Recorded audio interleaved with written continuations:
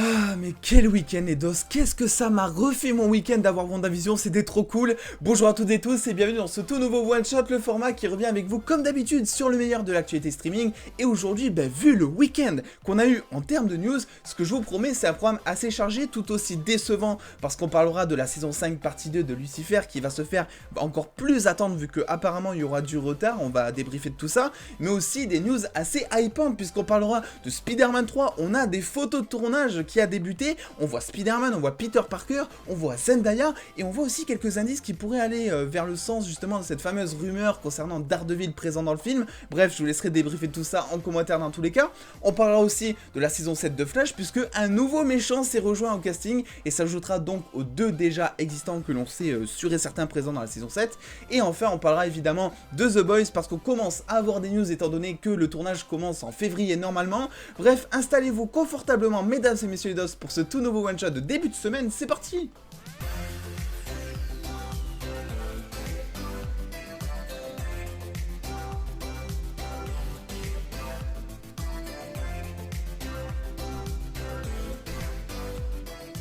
Et j'aimerais commencer, fêter ce début de semaine avec une news sur The Boys, qui est une série mais alors que j'affectionne mais tout particulièrement, je pense que vous le savez, et finalement je suis très heureux de vous partager les premières news de la saison 3, puisque oui, la saison 2 a été un carton, mais étant donné que la saison 3 n'arrivera pas je pense avant début 2022, étant donné le retard un petit peu qu'ils ont pris sur le planning, et forcément les news n'arrivaient pas pour tout de suite. Mais les choses ont changé aujourd'hui, et effectivement c'est Anthony Starr qui s'est livré déjà dans un premier temps au micro de Comic Book, et qui nous parle un petit peu de l'avenir de la série sur le long terme. Est-ce qu'il va y avoir plusieurs saisons? Est-ce que finalement The Boys va s'arrêter en saison 3, ce qui nous paraissait assez étrange finalement? Et on peut se rassurer, puisque d'après ses déclarations, il nous dit très bien que je pense que nous avons encore quelques bonnes saisons devant nous. Et ça fait extrêmement plaisir, pour la simple et bonne raison qu'il nous dit qu'il y a quand même pas mal de personnages, qu'il y a tout un potentiel à exploiter concernant leur pouvoir, concernant leur psychologie, et que d'après lui, alors s'il nous le dit, je pense, c'est qu'il a quand même des petits tuyaux, c'est qu'il a des contrats dans la tête, c'est qu'il sait ce qui va se passer plus ou moins,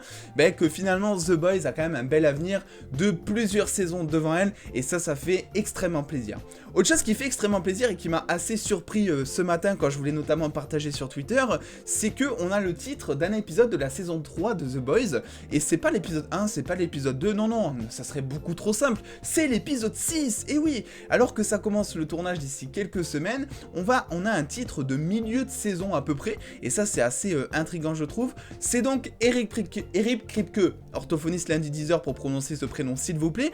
qui nous partage justement ce fameux épisode sur Twitter il y a tout juste 8 heures je crois au moment où je tourne cette vidéo, donc c'est tout juste récent, et qui nous dit que finalement il nous tease un petit peu ce titre d'épisode qui s'appellera donc, vous le voyez, Hérogasme. Alors dans un premier temps, c'est vrai que quand on ne connaît pas forcément les comics, ça ne nous dit pas grand chose, Hérogasme, mais ce qu'il faut savoir c'est que Hérogasme dans les comics, c'est tout simplement un événement qui, en gros, tous nos héros, entre guillemets, décident d'aller prendre des vacances et vont déserter sur une île un petit peu secrète, tous ensemble, et ils vont décider de, on va dire, se livrer à leur plus grand plaisir entre eux. Je parle notamment de plaisir charnel, je pense que vous voyez très bien où je veux en venir avec The Boys, on sait à quel point ça peut être particulier par moment, et voilà, ça va clairement être ça, ils vont tous être ensemble, ça va être une véritable orgie ou quelque chose comme ça va être n'importe quoi, ça sera peut-être l'événement le plus marquant de cette saison, et peut-être même l'événement le plus marquant de toutes les saisons réunies de The Boys. J'ai vraiment hâte de voir ça s'annonce plutôt barré honnêtement. On part maintenant vers quelque chose qui, là, on va un petit peu moins se marrer par contre, surtout pour les fans, c'est Lucifer, parce que ça fait des mois que je vous annonce que la saison 5 partie B de Lucifer pourrait potentiellement tomber d'ici février, mi-février 2021, quelque chose comme ça, et c'est vrai qu'en temps normal, c'était totalement crédible, étant donné qu'ils ont terminé, je crois, le tournage de la saison 5 partie B, je crois, fin octobre, fin novembre, quelque chose comme ça, et là, ils sont déjà en train de tourner la saison 6, même si c'est déjà en pause actuellement à cause des conditions à Los Angeles, et vu que le tournage se passe à Los Angeles, tous les tournages là-bas sont stoppés pour l'instant, voilà, je vous l'avais déjà partagé, mais effectivement, même là, on se pose des questions pour la saison 5 partie B, et effectivement, c'est donc le compte officiel de Lucifer qui a tenu à nous informer dessus, et qui nous annonce une très mauvaise nouvelle. Nous savons que tout le monde veut savoir, mais la vérité est que même nous ne savons pas quand Lucifer saison 5 partie B sortira. Ce n'est pas encore fini, la pandémie a fait sauter nos plans, mais quand nous avons une date de sortie officielle, faites-nous confiance, nous mourrons d'envie de vous le faire savoir, idem avec un teaser. Oui, parce que, alors ça, ils traduisent sur Google teaser par remords, j'ai jamais compris pourquoi, mais bref. Donc voilà, effectivement, ce que l'on sait par rapport à ça, c'est que déjà on n'est pas prêt d'avoir un nouveau teaser, un nouveau trailer, et aussi on n'est pas prêt surtout d'avoir la saison 5 partie 2 sur Netflix. Je pense que, vu que je vous ai dit que le tournage lui était terminé, et ça pour le coup c'est officiel, j'en suis sûr et certain, je pense que quand il dit que ce n'est pas fini, c'est qu'ils ont certainement pris un retard en termes de post-production, je sais pas si c'est le montage, je sais pas si c'est le mixage son qui pose problème, et c'est assez étrange d'ailleurs parce que généralement même pendant le confinement, à peu près tous les studios se sont assez bien organisés pour pouvoir continuer on va dire le montage et tout ça à distance, donc je sais pas vraiment quel est le souci, mais ce qui est sûr c'est que ça vient pas du tournage et que potentiellement ça vient du montage.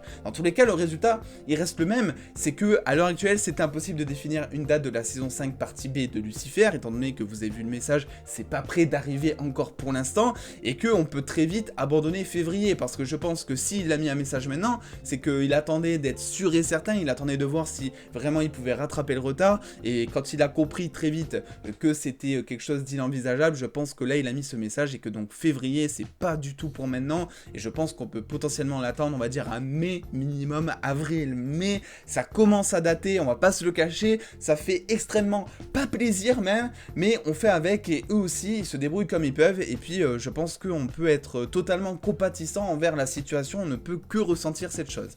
Bref, là où on va être compatissant par contre, c'est pour le tournage de Spider-Man 3 qui a débuté quand même il y a quelques semaines à New York et qui fait extrêmement plaisir parce qu'on commence à avoir des petites fuites de tournage. Alors vous inquiétez pas, rien de spoil, rien ne va être spoilé parce que sinon je vous le partagerai pas dans tous les cas, mais effectivement on voit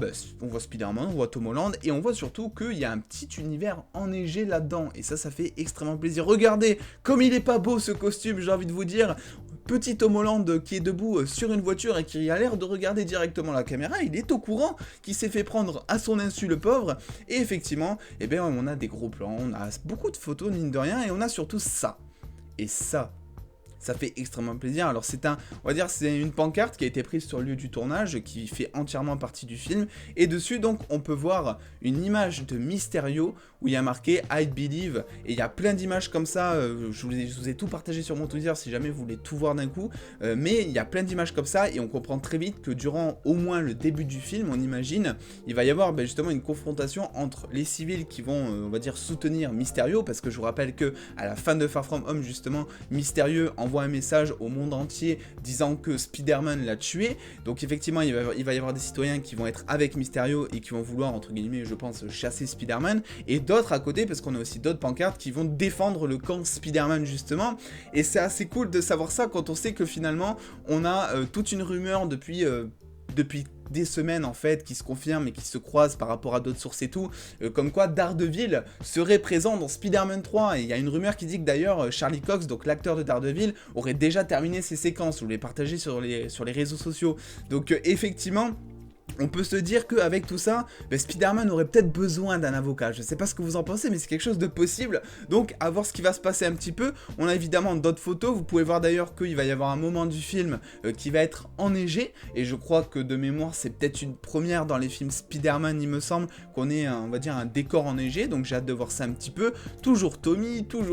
comme d'habitude. Et là, vous le voyez, c'est la fameuse pancarte qui dit Citizen to defend Spidey. Donc là, c'est la partie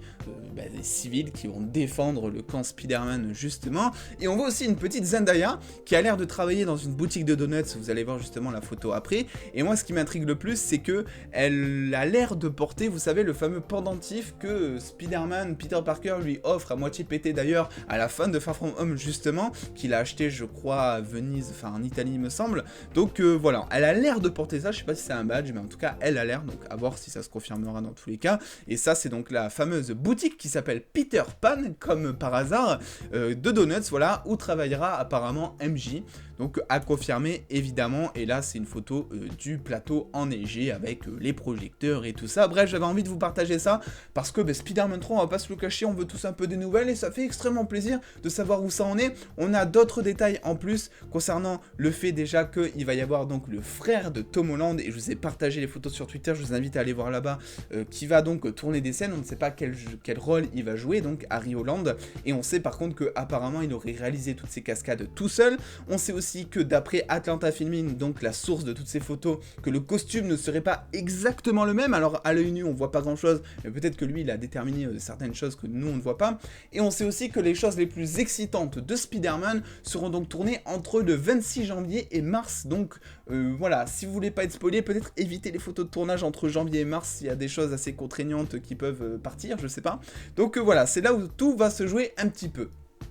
On part maintenant, si vous le voulez bien, du côté de la saison 7 de Flash, parce que on commence à avoir là aussi de petites news qui font extrêmement plaisir, et ça parle notamment du méchant, puisque l'on sait que donc John Corr, que l'on voit d'ailleurs en tant que vétérinaire donc dans Shadowhunter, si vous connaissez un petit peu la série, que je ne connais pas du tout, hein, j'ai juste lu, mais va jouer donc un méchant qui ressemble un petit peu d'ailleurs à un méchant que l'on connaît déjà dans Flash, c'est-à-dire Captain Cold. Je ne sais pas si vous vous rappelez, qui est donc joué par l'acteur de Prison Break, dont je n'arrive jamais à prononcer le nom et je ne vais même pas essayer, mais effectivement,